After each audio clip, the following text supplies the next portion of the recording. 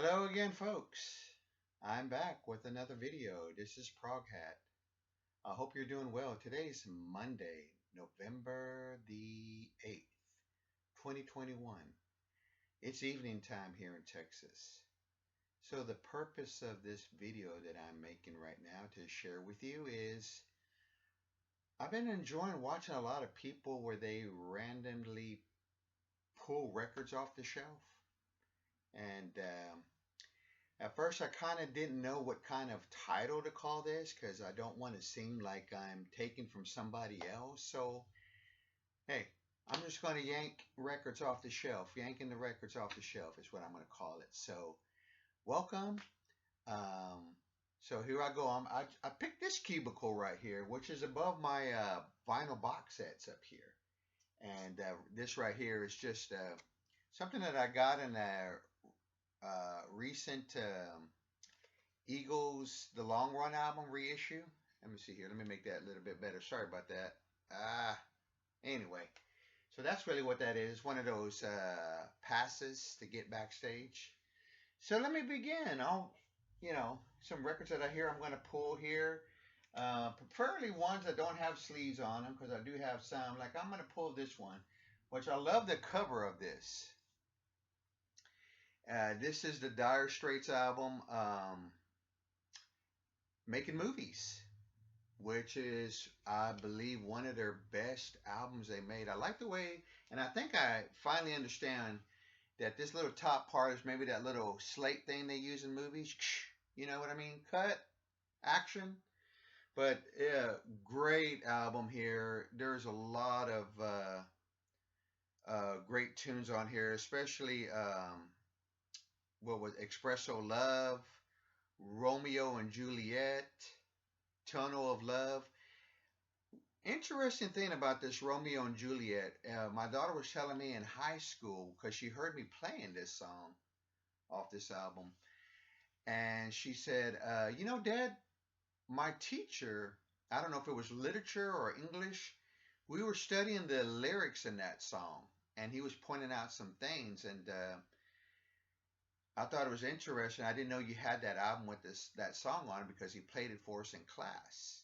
So, Dire Straits, Making Movies. I'm a big fan of Mark Knopfler. I love Dire Straits, I do. And right over here is the Dire Straits. Well, you really can't see it because Cap here is in the way. But right over here is the Dire Straits, vinyl box set, where it has all their albums in there. So, really enjoy that. They sound awesome. So let me go ahead and pull another one here, right? Here's the one. Bob Dylan. Street Legal, which is a really good record. I love this record. I like every song on this album. I haven't played it in a while, but some of my favorites here are like Changing of the Guards, New Pony, Senor, Is Your Love in Vain? That's a good question. Love this record. I think it's one of his best. I like the songwriting. I like the music on here. Makes this a really good style album by Bob Dylan. Street Legal. Don't hear too many people talking about this. And not too long ago, I was watching the Martin Scorsese film that he did, Rolling Thunder Review, Desire. A lot of people talk about Desire, but never don't hear too much about Street Legal, which I think is one of his best records. Let me see here what else I'll pull out of here. Okay. Let me see what this is. Oh, there you go. Back in high school. That's when I first heard this band, Def Leppard. This is the album On Through the Night. I love this album. I love the album cover, On Through the Night. Coming out of the moon. Bringing rock and roll right into your living room. This is such a good record. With a lot of songs that really don't hear too many airplay from these songs, but this album has some really catchy songs like Hello America, Rock Brigade, Sorrow is a Woman, that's a good ballad, And the album ends with a nice overture, which is called Overture, which is a nice piece of music. Um, the headbanging, it could be you, it could be me, but yeah, look at that. That cover's even saying we're bringing the Rock Brigade, but on through the night, Def Leppard, still a favorite, still a favorite. Let's see what else here. Aha, I love this album. Uh, he's a member of the VC. He makes great music, in my opinion, and I try to get what I can in whatever format. Even I've even bought some of his albums as MP3s or CD, I believe, and he autographed this album for me. And I'm sure everyone knows Michael P. Dawson, great musician. I love this album, Rats Alley. Just so good. Um, you could tell you can see right there, he autographed it. I like what he says, get ratty, because yeah, this is such a good record. I believe this might have come from the idea, maybe from a book he read, but this album is just straight up good. Great, if I may say, jazz pieces of music. He does everything on here, all the instruments. He's just a really uh, a great musician and a great VC member, and I really enjoy his records. Sometimes his records have that little Canterbury sound to them, and just good music. Check him out. You know, support him. I do, because he's just going to continue to make great music. Now, this next one record right here, I just remember my daughter let me borrow this. This is the Arctic Monkeys, and so Humbug. It's a gatefold album. I was curious because I like the cover. You know, it's just a straight up cover. I don't know if they're like in the studio. Maybe they're in the studio hall. Indie rock, rock and roll. Um, honestly, I've only played it one, maybe no, two times. So I might give. I'll most likely will give it a third spin to listen to it. But I really enjoy what I heard, and need to revisit it. But I really did like the one song on here called "The Jeweler's Hands." But yeah, I like it. What else here? Ah, I don't know how you say this band's name, but it's spelled Hovvdy. And the way I found out about this band, this is their album True Love. And I'll show this real quick. But they were given away at my favorite record store, which is In a Veneer here in Austin, Texas. You can see that.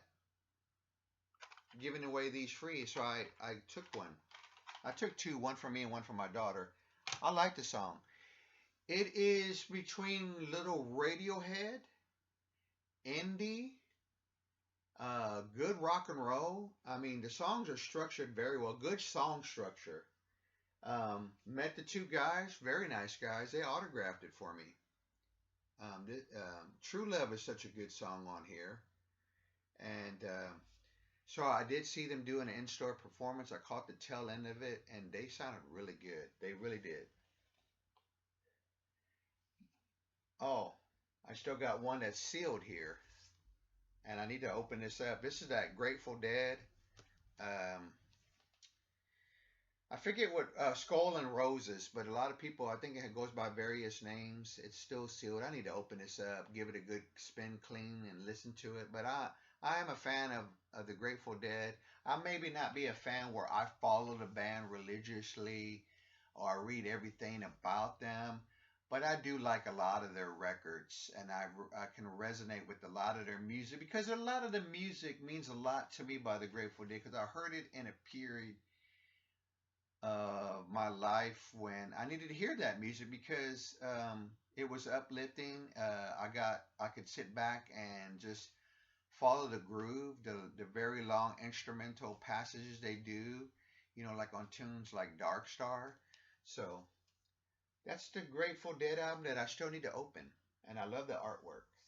How about New Way? Oh, I still don't know what this one is. This is one of my favorite Devo albums here. Look at that. Freedom of Choice. Love this album cover. This is the one, yeah. I believe this is the one that has Whip It, which was probably the first Devo song I heard. And after that, it's funny.